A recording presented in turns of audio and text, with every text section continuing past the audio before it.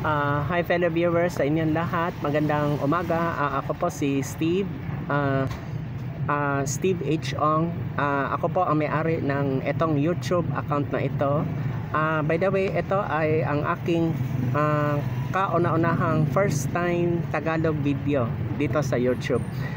By the way, sinadya ko itong video na ito para at least aware kayo na nandito ako sa Pilipinas na nagsasalita ng purely Tagalog. By the way, baka magtaka kayo kung ako'y pinanganak sa Manila, bakit ako napadpad sa Dumaguete? Kasi ang aking hometown ay doon po ako pinanganak sa Manila, hospital mismo ng Manila. Kaya nakatira ako 14 na taon for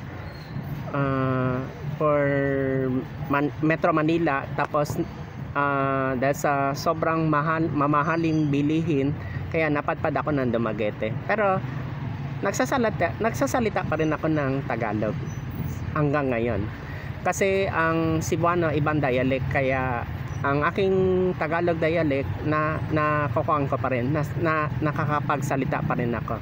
Sa mga nakikinig sa akin, itong YouTube video na ito ang kauna-unahang kong video na Tagalog.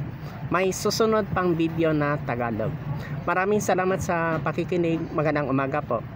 Ang video na ito ay na-upload March 15, 2024, Biyernes. Maraming salamat po.